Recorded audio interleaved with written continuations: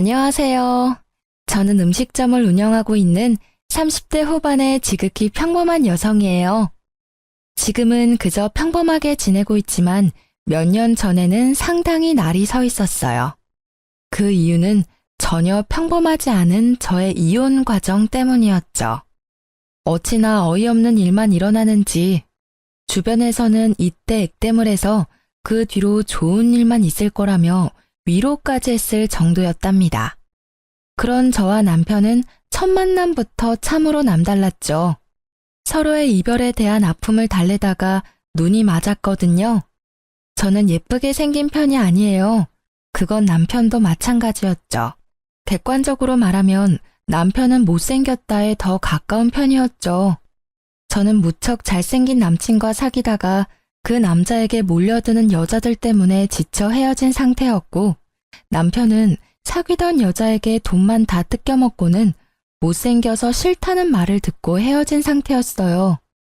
소개팅으로 만나 서로를 위로하던 우리는 그렇게 조금씩 정이 생기고 결혼까지 하게 됐어요.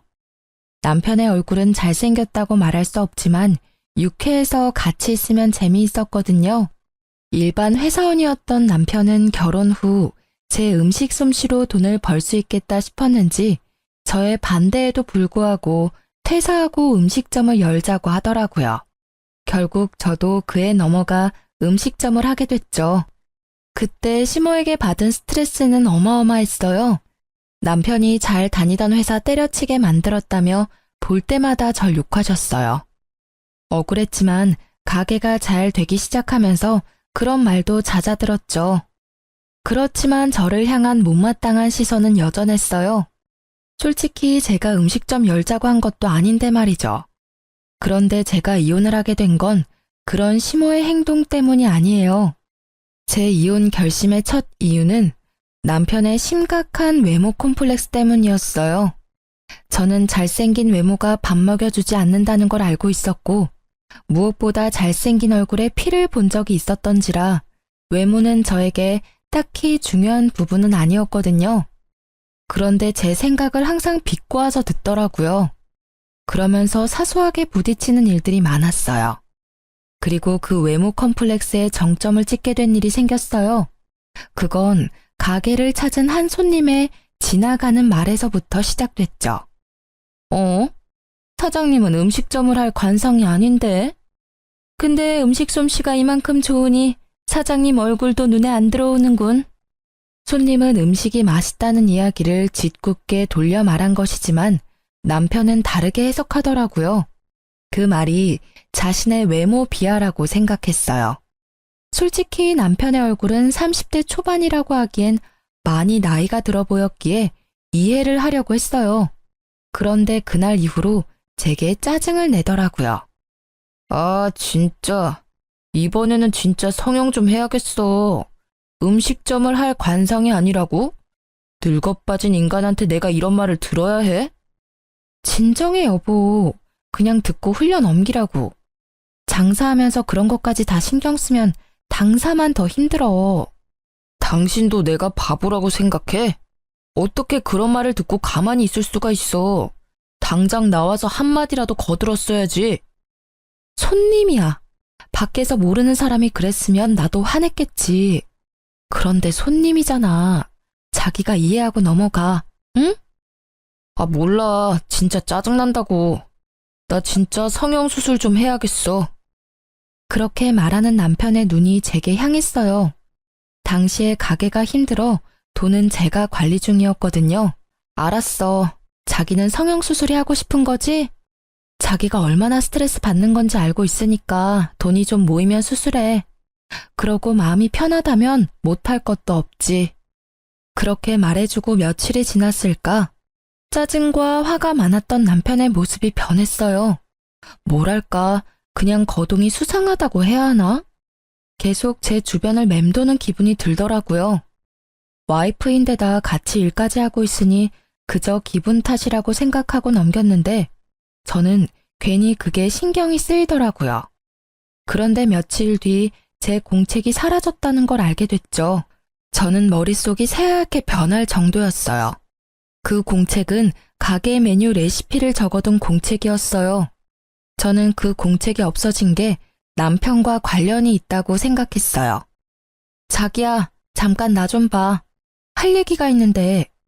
그렇게 말한 그때 가게 문이 콱 열리더니 한 남자가 잔뜩 성이 난 얼굴로 성큼성큼 다가오면서 남편 얼굴에 뭔가를 집어 던지더라고요. 저는 놀라서 소리를 지르려다가 그 사람이 던진 게 제 공책이라는 걸 알고는 깜짝 놀랐어요. 잘 만났다, 이 사기꾼. 내 돈 내놔, 내 돈 내놓으라고. 이딴 가치도 없는 공책을 뭐? 비밀 레시피? 지랄을 하네. 어디서 사람을 등쳐먹으려고. 빨리 내가 준 돈 가져와. 여기서 이러지 말고 밖에서 이야기합시다. 남편은 헐레벌떡 일어나 그 남자를 데리고 밖으로 나가려고 용을 썼어요. 잠시만요. 그 공책이 비밀 레시피라고요? 그걸 이 남자가 당신한테 팔았어요? 아, 그렇다니까. 내가 이 집 장사가 잘 돼서 돈 주고 레시피를 사겠다고 했는데 공책 읽어도 온통 평범한 레시피뿐이잖아요. 아무리 그래도 그렇지 이런 인터넷만 뒤져도 나오는 레시피를 팔아? 이 나쁜 사기꾼 같으니라고? 잠깐만요. 내가 지금 당장 돈 도로 돌려줄 테니 당장 여기서 나가요. 아, 빨리. 제가 그 사람과 대화를 나누려 하자 남편이 다급히 상대방 남성을 돌려보내려 하더라고요. 남성이 돌아가고 나는 남편을 빤히 쳐다보며 말했어요. 내 레시피 공책 언제 가져갔어? 아니, 그걸 팔았어? 그게 뭔지는 알지? 그거 우리 가게 장사 미천이야. 별거 없다고는 해도 나한테는 소중한 거고. 나도 어쩔 수 없었다고. 빨리 돈을 마련하려면 그것 말고는 방법이 없었다고. 돈이 왜 그렇게 급하게 필요한 건데? 당신 어디 대출 섰어? 보증 섰어? 아니, 아무리 대단한 일이 있어도 자기 장사 미천을 파는 인간이 어딨어. 그거 뺏겨서 우리 가게 휘청거렸으면 어떻게 책임지려고 한 거야? 말해봐. 이게 다 어떻게 된 일인지. 정형수술하려고 그랬다고. 내가 그 뒤로 잠도 못 자고 얼마나 시달리는 줄 알아? 당신은 모르겠지. 그런 소리 듣고도 실실 웃는 당신은 절대 모르지. 몰라. 내가 그걸 어떻게 알아? 그리고 나는 당신이 성형수술 하던 말던 상관없어. 내가 결혼한 사람은 다른 누구도 아니라 당신이야. 그 얼굴이라도 좋아서 결혼한 게 나라고. 네가 얼굴 바꾼다면 나도 이해해. 그리고 존중하지. 그런데 왜 그걸 남의 레시피 공책 팔아서 마련하려고 하냐고. 당신이 벌어서 수술하면 되잖아. 적어도 가게 날리는 선택은 하면 안 되지. 장사할 때 레시피가 얼마나 중요한지 몰라서 그래? 당신한테는 그 장사 미천이 제일 중요하겠지. 나는 안 그래. 나한테는 내 인생 자체가 걸린 문제라고. 우리 가게에서 웃는 손님들이 내 외모 보고 웃는 거 내가 모를 줄 알아? 다들 그렇게 실실거리면서 나 쳐다보고 진짜 죽겠다고. 당신이 나를 이해 못하는 거야. 왜 매번 이런 식으로 나를 물먹이는데? 누가 물을 먹였다고 그래. 물 먹을 뻔한 건 나거든? 다 이해한다고. 당신 성형하고 싶으면 해. 내가 바짓가랑이라도 잡고 말렸어? 아님, 내가 제발 그러지 말라고 빌기라도 했어. 하라고, 네 돈으로. 남의 물건 팔아서 성형하면 기분 좋겠어? 제 말에 할 말이 있을 턱이 없었던 남편은 입을 꾹 다물고 폰을 만지작거리더라고요. 가만 보니 아까 돌아간 남자에게 받았던 돈을 돌려주려고 계좌이체를 하는 모양이었어요. 그리고 그 일이 있은 후부터 남편은 저를 냉혈한 사람으로 몰기 시작하더라고요. 나한테 중요한 일이면 당신한테도 중요한 일이라고 생각했어. 내가 잘못 생각한 거지. 다 자기 살고 싶은 대로 사는 거지. 나만 답답하지. 어휴, 당신은 나보다 그 레시피가 더 중요하지? 그럼 왜 나랑 결혼했어? 그냥 레시피랑 결혼하지. 그걸 말이라고 해? 그 공책에는 내 비법과 시행착오들이 고스란히 들어가 있거든? 제발 애 같은 짓 좀 그만해. 내가 너랑 결혼을 했는데 도대체 누구한테 잘 보이려고 성형을 하려는 거야? 나한테만 잘 보이면 되는 거 아니야? 사실 레시피에는 비법 같은 건 적혀 있지 않았어요. 제 비법은 저의 휴대폰 안에 저장되어 있었죠. 하지만 남편의 행동을 보고서는 그 사실을 절대 알려주지 않아야 되겠다고 생각했어요. 혹시라도 나중에는 제 폰을 갖다 팔아버릴지도 모르니까요. 어쨌든 제 말에 남편은 아무 말도 못했어요. 입이 10개라도 할 말이 없는 게 정상이죠. 그 모습이 마음에 걸려서 저는 한마디 해줬어요. 가게 잘 돼서 돈이 좀 모이면 수술비 지원해 줄게. 그때까지만 참아. 알겠지? 결국 이 말을 듣고서야 남편의 얼굴이 좀 펴지더라고요. 제가 말은 그렇게 했지만 참 어이가 없었어요. 지금 우리 처지에 장사가 잘 되는 것보다 더 중요한 게 어디 있나요? 입에 풀칠이라도 해먹고 살아야 외모 치장도 하는 법인데 그저 자기 외모에만 신경 쓰는 남편에 대한 신뢰가 완벽하게 사라지게 된 사건이었죠. 그렇게 한바탕 사건이 지나가고 남편은 무척 열심히 일했어요. 가게가 점점 잘 되기 시작하니 자리를 잡기 시작했죠. 단골들도 생기고 무엇보다 남편은 성형을 위한 자금을 차곡차곡 모아가고 있었죠. 그런데 언제부터인가 친구와의 약속을 이유로 늦게 들어오는 일이 생기게 됐어요. 요리를 직접 하는 사람은 저였으니 남편이 없을 때는 알바생이 일을 많이 도와줬어요. 그 사람 하나 없다고 가게가 안 되는 건 아니지만 그게 여러 번 쌓이는 걸 보니 뭔가 있나 싶기는 했어요. 이때는 솔직한 말로 남편에게 여자가 생길 거라는 생각을 단 한 번도 해본 적이 없었던지라 별 생각 없었어요. 남편이 못생겨서 그런 생각을 한 것은 아니에요. 다만 그 사람은 예전에 외모를 이유로 차인 이후로 여자에게 먼저 다가가는 것을 그리 좋아하지 않거든요. 그래서 별 신경 쓰지 않았죠. 그보다 더 신경 쓰이는 일이 매장에 생겼거든요. 어떤 한 여자가 거의 매일같이 가게를 찾는 거예요. 그것도 딱 남편이 없을 때만 골라서요. 저는 이상한 기분이 들었어요. 그 이유는 그 여자의 행동 때문이었어요. 사람 기분 나쁘도록 저를 쳐다보는 일이 많았고 이상하게 우리 가게에 관심이 많은 듯 여기저기 조심성 없이 훑고 다니더라고요. 저는 혹시 남편이 가게를 팔려고 내놨나 싶은 생각까지 했죠. 그 당시에 남편의 신뢰는 거의 바닥이었거든요. 레시피를 팔려고 한 적이 있는데 가게인들 못 팔겠어요? 그래서 그걸 의심했는데 그건 아닌 것 같더라고요. 그리고 일주일쯤 가게를 둘러보던 여자가 제게 말을 걸더라고요. 저기요, 아줌마. 잠시 할 이야기가 있는데요. 이때쯤엔 아줌마 소리에도 익숙해진 터라 별 생각 없이 네 손님 하고는 그 앞에 앉았죠. 점심시간도 훌쩍 지났고 저녁 시간으로는 아직 이른 시간이라 손님이 없었기에 이야기를 들어주기로 했어요. 딱 보니 저와는 정반대의 삶을 사는 사람 같더라고요. 화려하게 풀어헤친 샛노란 머리카락에 손가락, 발가락에 칠해진 매니큐어와 페디큐어는 짙고 선명한 색상에 뾰족하고 길었죠. 게다가 코가 아릴 만큼 강한 향수 냄새까지. 행색을 보면 절대로 음식점에서 일할 사람은 아니었어요. 이런 곳에서 할 말은 아니지만 아줌마 남편이 있죠? 제가 아줌마 남편 여자친구예요. 네? 제가 그 사람 와이프인데요. 알아요, 저도. 근데 당신이 그 남자 만나기 전에 제가 먼저 그 남자랑 사귀었거든요. 얜 여자였죠. 지금은 아직 현재 진행 중이지만. 그러니까 당신이 상간녀라는 이야기인가요?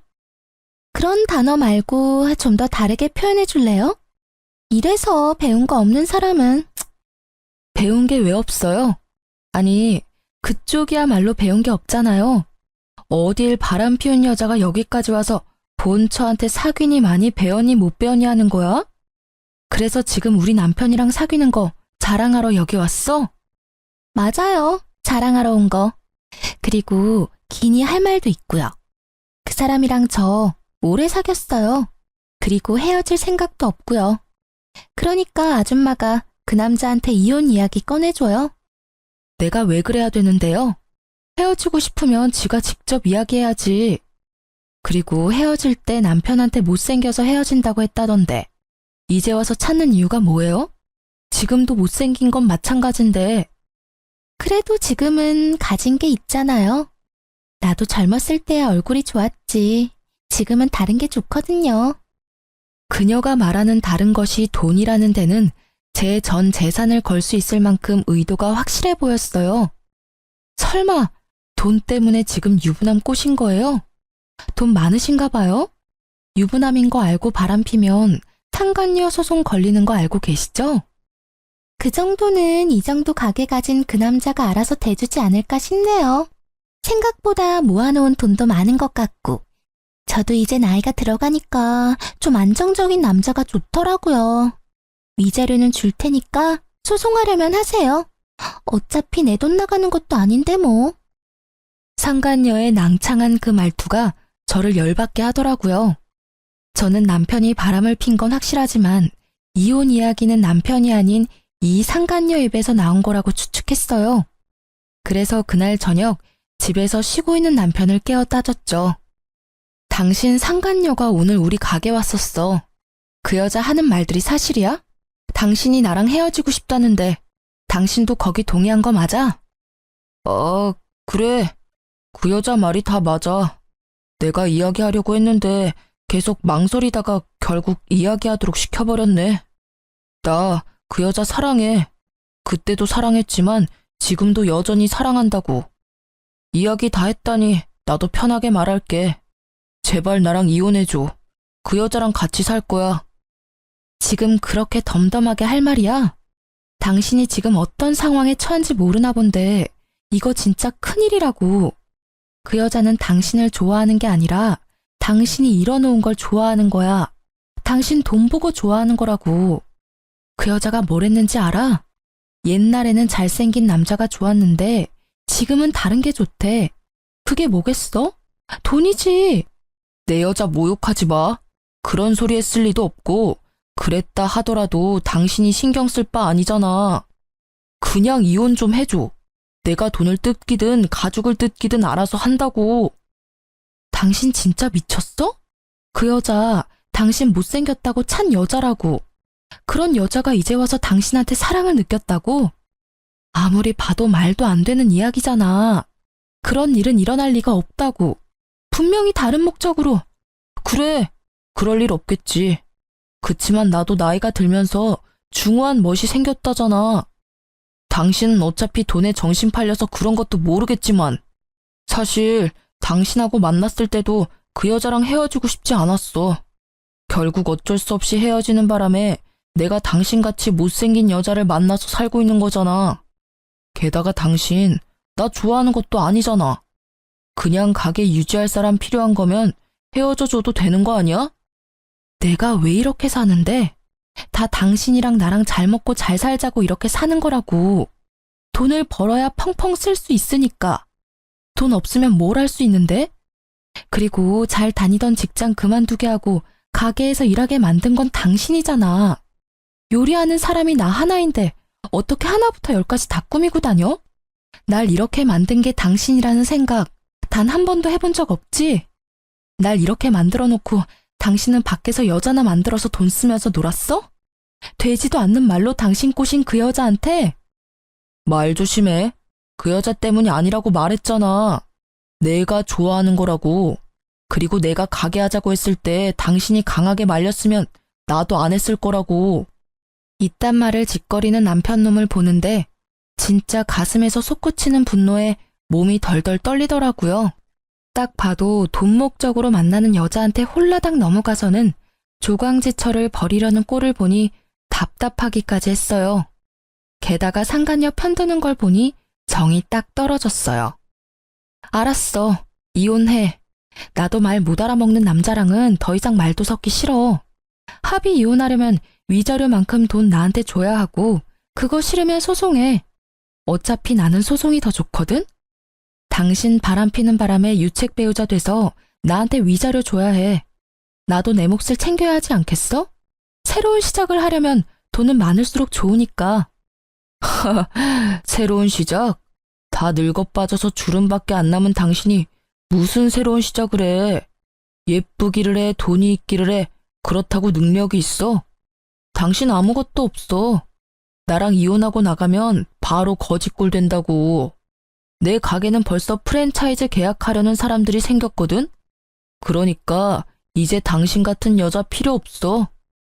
저는 남편의 모습에 학을 뗐어요. 자기가 곧 성공할 것 같으니 저를 버리겠다는 그 생각 자체가 더럽기 짝이 없는 생각인 거죠. 저는 꼴도 보기 싫어 그 집을 나왔어요. 남편은 이혼 정리를 빠르게 하더라고요. 저는 초고속으로 위자료를 받게 되었죠. 남편은 프랜차이즈 이야기만 잘 성공하면 이 정도 위자료는 바로 해결하고도 남을 거라고 생각했나 봐요. 그래서 빨리 돈을 주고 저를 떨궈내려 한 거겠죠. 그리고 상간녀 소송 비용까지 후다닥 주고는 제 자리를 지워가기 시작했어요. 남편은 제가 집을 나가자마자 상간녀를 가게로 들였더라고요. 처음에는 그 이야기를 듣고 엄청 열받고 자존심 상하더라고요. 그렇지만 그 상황이 오래가지는 않을 거라고 예상하고 있었어요. 이혼이 마무리된 날, 저는 아는 동생을 전 남편 가게에 보냈어요. 밥 한번 먹고 오라고요. 언니, 걱정 안 해도 되겠어요. 그 집 곧 망하겠더라고. 사람도 예전에 반도 안 되고 일단 맛이 없어요. 근데 가게 메뉴나 밑반찬이 예전이랑 똑같은 모양으로 나오는데도 맛이 없던데? 이상하죠? 들어가는 재료는 거의 똑같고 완성된 모양도 똑같던데. 왜 그렇지? 그랬어? 그럴 줄 알았어. 두 사람은 어땠어? 가게 삐걱거리면 당연히 두 사람도 삐걱거렸을 텐데. 상간녀 혼자 가게 지키고 있는데 나 술집인 줄 알았잖아요. 무슨 화장에 옷차림이. 거기다가 인간적으로 음식 나오는 가게에서 향수는 좀 아니지 않아요? 향수 냄새에 음식 냄새가 섞여서 더 역하더라고요. 찡그리며 말하는 동생 이야기에 저는 코웃음을 쳤어요. 걱정 안 해도 잘 망해가고 있네. 나도 이제 슬슬 새 직장 찾아봐야겠어. 받은 건 많지만 일을 안 할 순 없으니까. 그렇게 이야기하고 며칠이 지났을까요? 집에 있는데 누가 배를 누르더라고요. 전 남편과 상간녀가 있더라고요. 표정이 참 험악해서 저는 그들을 데리고 근처 카페로 갔죠. 당신 진짜 레시피 어쨌어? 왜 남의 레시피를 자기 것처럼 찾아? 어이가 없네? 나한테 맡겨놓은 거라도 있어? 아니, 우리 음식점 레시피를 왜 당신이 갖고 있냔 말이지. 맛이 다르다고 손님들이 화를 내잖아. 가게에 무슨 짓을 한 건데? 아, 웃겨. 손맛이 다른 거겠지. 그걸 왜 나한테 와서 따져? 레시피 다 알고 있었던 거 아니야? 저번에 레시피 팔려고 했을 때 다 봤을 거 아니야. 제 말에 남편이 무언가를 테이블 위에 던지듯 보여주더라고요. 딱 보니 제 레시피 복사본이더라고요. 역시 제 레시피를 빼돌린 거였죠. 그대로 만들었는데 맛이 없으니까 하는 말이지. 너 나 속였지? 진짜 레시피는 어쨌어? 너 때문에 우리 가게 망하게 생겼거든? 당연히 맛이 없었겠죠. 그 레시피는 반쪽짜리고 제 비법 소스 내용은 제 폰 안에 고이 저장되어 있으니까요.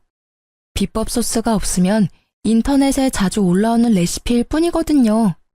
그러니 점점 손님이 줄어들고 인기가 줄어가는 거예요. 그러니까 그걸 왜 나한테 따지냐고. 레시피도 잘 도둑질 해갔으면서 나한테 와서 왜 음식 맛이 다르냐고 묻냐고.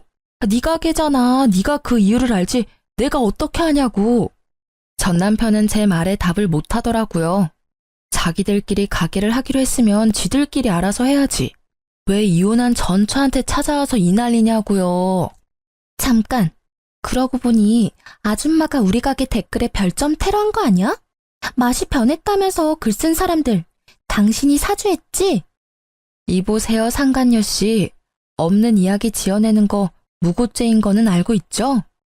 저는요, 당신네 가게가 망하든 말든 상관없어요. 어차피 망할 거라는 걸 알거든요. 맛이 다르다는 건 진짜겠죠. 제 레시피 공책은 그거 하나만 있는 게 아니거든요. 그러니까 그쪽 분들은 반쪽만 갖고 있는 거죠. 예의도 없이 계속 반말하는 상간녀의 말에도 저는 최대한 이성을 유지하려 했어요. 그런데 상간녀의 말에 이성이 뚝 끊기더라고요. 이거 봐. 진짜 레시피 숨겨놓고 안 준 거네. 이 사기꾼 같은 년이 그걸 훔쳐갔어? 그거 우리 가게 레시피거든? 말은 똑바로 해야지. 너희 가게? 웃기고 자빠졌네. 그게 왜 니네 거야? 내가 알아내고 내가 연습해서 얻어낸 게 왜 니네 건데? 그리고 너 그 가게에서 네가 한 일이 뭔데? 너가 그 가게에서 한 거라고는 레시피를 팔고 바쁜 시간에 상간녀 만나서 히히덕거리는 것뿐이었거든? 그런 주제에 감히 레시피를 내놓으라고? 이 정신 나간 것들이 바쁜 사람 불러내서는 말 같지도 않은 말을 짓거리고 난리야. 그리고 그렇게 열받으면 법대로 해. 내가 만든 레시피가 내 것인지 바람난 너희 것인지. 제가 나중에 알아보니 상간녀가 요리를 못해서 주방장을 들였더라고요. 그것도 인건비가 낮은 경력이 얼마 안 된 어린애를 고용해서 제 레시피대로 만들도록 지시했답니다. 당연히 반쪽짜리 레시피를 만들다 보니 음식 모양은 똑같은데 맛은 떨어지는 일이 발생했던 거죠. 나한테 와서 따지지 말고 사랑하는 두 분이서 알콩달콩 맛있는 음식 개발에 집중하는 게 어때? 아, 사랑 노름에 빠져서 가게는 눈에 들어오지도 않지? 근데 분명히 나랑 이혼하면서 프랜차이즈 문의 왔다고 하지 않았어? 잘 되고 있는 거야? 뭐 여기까지 와서 나한테 이렇게 따지는 거 보면 말 안 해도 뻔하지. 저의 한껏 비꼬는 말에 전 남편은 답도 못하고 노려보기만 하더라고요. 그러게 마음을 좀 곱게 썼어야지. 너 마음 가는 대로 행동한 일이니까 네가 다 감수하는 것도 당연한 거야. 다 예상하고 이혼하자고 한 거 아니야? 웃기지도 않아 정말. 다음부터 이런 이야기 할 거면 불러내지 마. 저는 냉정하게 말했어요. 두 사람이 제게 온 이유는 알겠더라고요. 장사가 잘 안 되니 어쩔 수 없이 저를 찾아온 것 같아요. 레시피가 있으면 강탈해 갈 생각도 했었던 것 같고요. 그런데 구구절절 제가 맞는 말만 하니 지들이 뭘 할 수 있었겠어요? 그렇게 제 말이 끝나자 부글부글 끓고 있던 상간녀가 폭발하듯 소리치더라고요. 처음부터 레시피를 네가 개발한 것도 아닌데 날 속였어? 그래놓고 장사하자고 나한테 꼬신 거야? 너 진짜 아무것도 없잖아 지금. 아무것도 없긴 뭐가 없어. 너 나 좋다며. 좋아하니까 내가 하자는 대로 다 해주겠다며. 그리고 그 가게 운영하겠다고 한 건 너야. 네가 나더러 가게도 못 나오도록 만들었잖아. 내가 사장인데. 네가 얼굴 보이면 손님들이 가게 오겠어? 그것 때문에 가게 얼굴 들이밀지 말라고 이야기한 거잖아. 당신 얼굴 보면 있던 밥맛도 다 떨어진다고. 뭐? 그 전에는 아무도 그런 말 안 했어. 다들 밥만 잘 먹고 돌아갔다고. 당신이 홀을 제대로 못 보니까 손님이 떨어진 거겠지. 어디서 나한테 다 뒤집어 씌우는 건데? 다 네 탓이니까 이럴 줄 알았으면 너 같은 거 꼬시지 않는 건데. 막판에 괜찮은 놈 잡아보려다가 이게 무슨 날벼락이냐고. 가게 매출이 어마어마하다며. 나 먹여 살릴 수 있다며. 근데 이게 뭐냐고. 매일매일 손님은 줄고 돈만 계속 나가잖아. 왜 그게 내 탓이냐고. 엄밀히 따지면 이 가게에 바뀐 건 너뿐이잖아. 그럼 네 탓이지. 언제는 내가 가게에 있어서 좋다며. 못생긴 여자 있을 때보다 화사하고 좋다고 할 때는 언제고. 이제 와서 왜 그딴 소리 하는 건데? 따지고 보면 네가 레시피도 제대로 알지 못하면서 마누라랑 이혼한 게 잘못 아니야? 그 마누라랑 이혼하라고 메일 쪼았던 게 너잖아. 두 사람의 대화를 들으니 얼마나 웃긴지 저는 마치 개그 프로그램을 보는 것처럼 느긋하게 구경해줬어요. 마지막에 들리던 말에 완전 빵 터졌죠. 내가 미쳤지. 못생긴 놈 꼴값 한다더니 내가 너 돈 없으면 옆에 뭐하러 끼고 살아? 얼굴만 보면 혈압 오르는데 돈이라도 있어야 그 얼굴도 봐줄만 할 거 아냐? 그 말을 듣고 있는 전 남편의 표정이 와그락 일그러지는 걸 보며 저는 통쾌한 기분을 느꼈어요.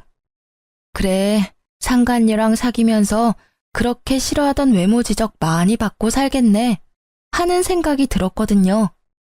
나중에 오며 가며 슬쩍 봤는데 가게는 텅 비어 있었고 두 사람이 같이 있는 날은 거의 없더라고요. 거기에는 전 남편 혼자만이 자리를 덩그러니 지키고 있더라고요. 저는 그걸 보며 이혼 소송이 빨리 마무리돼서 천만 다행이라고 생각했어요. 가게가 저런 꼴이었으면 돈도 안 줬을 테죠. 그나마 가게가 잘 될 거라고 예상하고 그 이득을 나누지 않으려고 빨리 위자료 준 게 저에게는 도리어 이득이었죠. 저는 이제 새 삶을 찾아야 했어요. 예전에 일했던 회사로 돌아가기에는 제가 너무 멀리 와버렸고 제 레시피가 아깝기도 했거든요. 그래서 음식점을 하나 차릴까 생각하고 있었어요. 이미 이혼은 했고 저라는 사람부터 건져야겠다는 생각을 했거든요. 주변 친구들에게 주방장 구하는 곳 있냐고 물어보고 얼마 지나지 않아 한 남자가 저에게 연락을 해왔어요. 여기서 좀 떨어진 곳에 있는 가게인데 주방장으로 일해볼 생각 없냐고 말이죠. 그쪽은 번화가는 아니었지만 가게가 들어가기에 나쁜 조건은 아니었어요. 직접 만나서 이야기하자고 해서 만났는데 깜짝 놀랐어요. 인상 좋은 미남이 한 분 계시더라고요. 조심스레 이것저것 물어보다 보니 돌싱이라는 것도 알게 됐죠. 서로 돌싱인 걸 알고 나니 좀 더 편해진 건 사실이었어요. 그래서 그곳에서 일하기로 했어요. 그곳에서도 이전 가게의 레시피대로 열심히 일을 했고 점점 손님들이 많아지더라고요. 그렇게 1년쯤 지나고 가게는 줄 서서 먹는 식당 정도는 아니라도 점심, 저녁, 식사 때마다 붐비는 가게 정도는 되더라고요. 그리고 여느 때와 같이 일을 하는데 한 사람이 가게로 들어오더라고요. 저는 주방에 있어서 신경을 못 썼는데 사장님이 오더니 저한테 잠깐 나와보라고 하더라고요. 표정이 좋지 않았어요. 무슨 일인가 싶었던 전 남편이 와서 기다리고 있더라고요. 이 가게에는 브레이크 타임이 있었는데 딱 그때를 맞춰서 찾아왔더라고요. 1년 만에 사람이 어찌나 늙었는지 얼굴에 주름이 쫙 껴서는. 저는 그 앞에 앉았죠. 1년이 넘게 지났는데도 말은 그리 좋게 나오지 않더라고요. 무슨 일이야? 나 찾을 일 이제 없을 텐데. 당신 아직도 아줌마 소리 들으면서 일하고 있지? 이런 작은 가게에서 일하면 얼마나 벌겠어? 푼돈 정도 되겠지. 남이사 푼돈을 벌든 떼돈을 벌든 무슨 상관이야? 여기까지 찾아온 이유가 나 화나게 만들려고 그런 거야? 용건 없어? 용건 없으면 나가줄래? 나 지금 저녁 준비해야 해서 바쁘거든? 이렇게 지내지 말고 돌아와. 내 가게 아직 그대로 있어. 그 자리에 똑같이. 당신이 오면 주방장 자리 줄게. 웃기고 있네. 지금 일 잘 다니고 있는 사람한테 뭔 소리야? 거기 이제 소문나서 손님도 별로 없다는데. 이렇게 예쁘지도 않고 돈도 없고 능력도 없는 여자 데려다가 뭐 했으려고? 당신한테는 예쁘고 돈도 많고 능력도 좋은 당신 좋다는 상간녀가 있잖아. 설마 나더러 두 사람 알콩달콩 사는데 끼라는 말은 아니지? 그런 꼴 보기 싫으니까 여기 와서 이런 짓 하지 말고 제발 그냥 무시하고 가줘라, 응? 미안해. 진짜로 내가 다 잘못한 것 같아.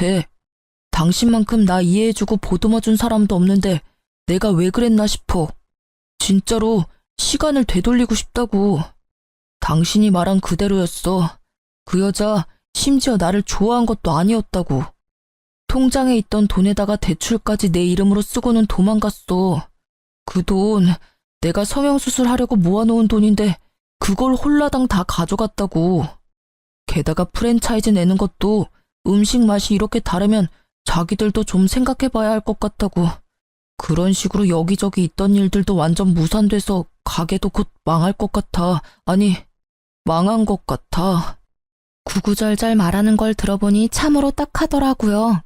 제가 한 말이 그대로 들어맞았으니까요. 그때 내가 말했지?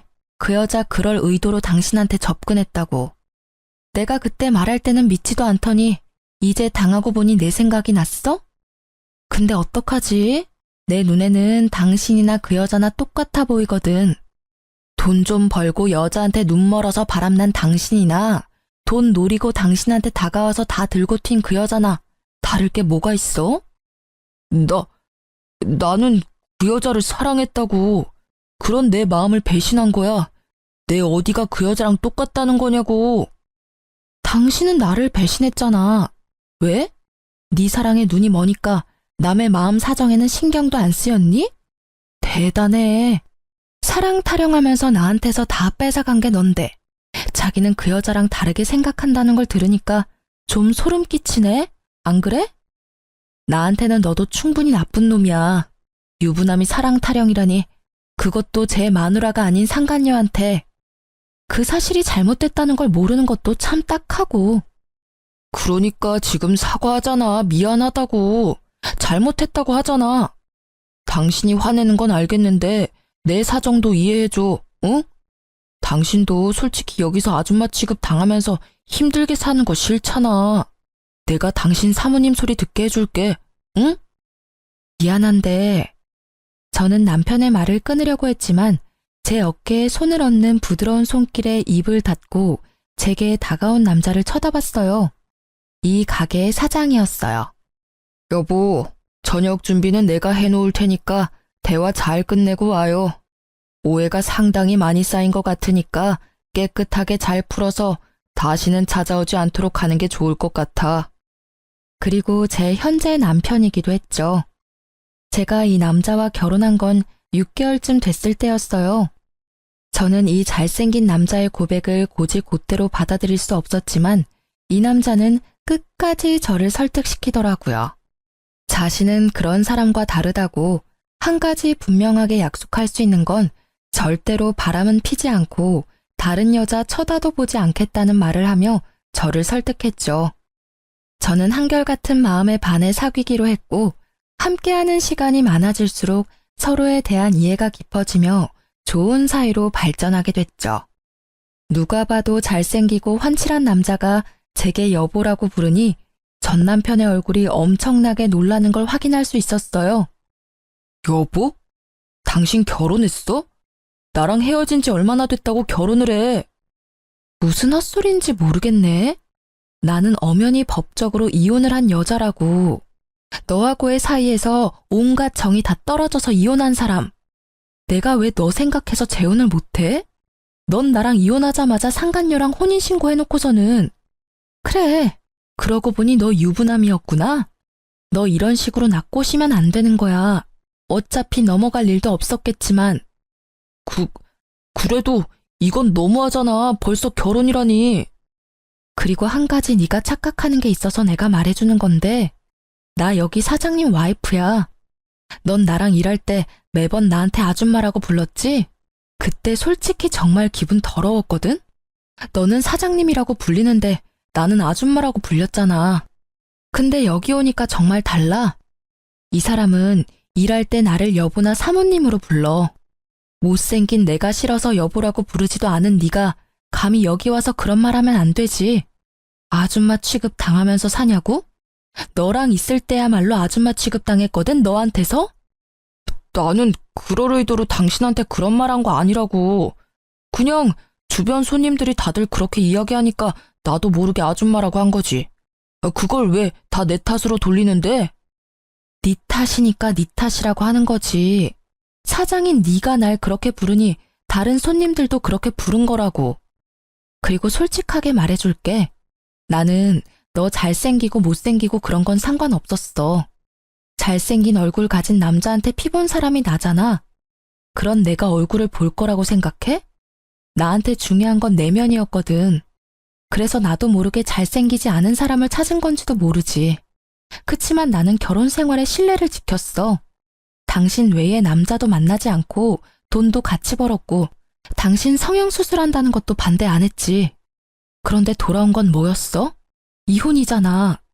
그것도 상간녀가 생겨서 나와 이혼한 아주 더럽고 짜증나는 상황. 근데 이제는 너한테 참 고맙다고 생각하고 있어. 지질이 못생기고 궁상맞게 생긴 남자도 나를 배신할 수 있다는 걸 깨달았거든. 그렇게 헤어지지 않았으면 이렇게 잘생기고 다정한 남편도 만나지 못했을 테고.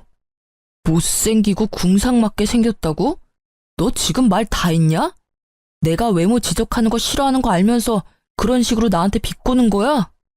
응, 비꼬는 거야. 너야말로 외모 지적 나한테 하지 않았어? 네가 할 때는 너도 당할 수 있다는 생각은 했어야지. 이제 더 이상 할 말은 없지? 나 너희 가게 갈 일 없고 너도 나한테 이제 관심 가지면 안 되고 나 유부녀니까. 그럼 잘 가. 앞으로 2번 다시 만나지 않길 바랄게. 사랑 찾아갔으면 사랑으로 먹고 살아. 돈 벌려고 나 찾아오지 말고. 저는 냉정하게 말하고 전 남편에게 축객령을 내렸어요. 나가라고 둘러 말했는데도 전 남편은 나가지 않고 횡설수설하며 제게 말을 걸어오더라고요. 그때 재혼한 제 남편이 나타나 전 남편의 어깨를 잡고 밖으로 밀어냈어요. 손님, 이야기가 다 끝난 것 같으니까 돌아가 주세요. 그리고 이렇게 귀한 여자랑 헤어져줘서 고마워요. 저한테도 기회가 생겨서 이렇게 알콩달콩 잘 살고 있으니까요. 혹시라도 우리 와이프한테 또 연락하면 저도 지금처럼 조용히 있지는 않을 테니까 부디 다시는 찾아오지 마세요. 그럼 잘 가세요. 결국 전 남편은 그 말에 얼굴이 일그러진 채로 욕을 하며 밖으로 나가더라고요. 저는 그 모습을 보며 콧방귀를 꼈어요. 자기가 급하니까 안면몰수하고 다시 찾아오는 꼴이 참으로 열받았거든요. 아마 제가 현재 남편과 결혼하지 않았더라도 절대 넘어가지 않았을 건데 그걸 모르는 저놈의 얼굴을 보니 참 딱하고 답답하더라고요. 그렇게 전 남편이 들렀다 가고 얼마 안 돼서 전 남편 가게가 폐업했다는 이야기가 들리더라고요. 게다가 본인은 파산 신고를 하고 여기저기 알바 찾으러 돌아다닌다고 하더라고요. 이제 2번 다시 만날 일 없다고 생각하니 마음이 후련해지더라고요. 그 이후로는 전 남편을 만난 적이 없어요. 어딘가에서 잘 살고 있겠죠 뭐. 솔직히 이혼을 경험하면서 정말 기분이 더러웠어요.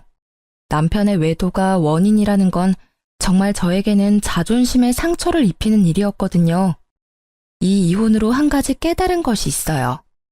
잘생긴 사람은 얼굴값하고 못생긴 사람은 꼴값한다는 말, 틀린 게 하나도 없더라고요. 예전에 누가 말해줬어요. 그때는 잘생긴 남자 때문에 힘들었다면 이 이혼은 못생긴 남자 때문에 힘들었던 거니까요. 제가 당해보니 세상에 믿을 사람 하나 없고 외모의 미추보다 중요한 게 콤플렉스 없는 건강한 마음이라는 걸 깨닫게 됐죠. 지금 결혼한 남편은 얼굴도 잘생긴 편에 속하고 마음씨도 다정하고 사람이 참 건강해요. 그 덕분에 저도 마음의 상처를 치유할 수 있었던 것 같아요. 이 글을 읽으시는 분들 중에 저처럼 어느 하나에 꽂혀서 잘못된 선택을 하는 사람들이 있을지도 몰라요. 그런 분들께 꼭 말씀드리고 싶네요. 너무 거기에 휘둘려서 선택의 폭을 좁히면 저처럼 된통 당할 일도 생기게 되니 나쁜 일을 당하더라도 그걸 기준점으로는 삼지 마세요. 모든 마음을 열어두고 봐야 정말로 좋은 선택을 할 수 있게 되는 것 같아요. 긴 글 읽어주셔서 무척 감사합니다. 저는 잘 살고 있으니 이 글 읽으시는 분들도 행복하고 즐거운 하루하루 보내세요.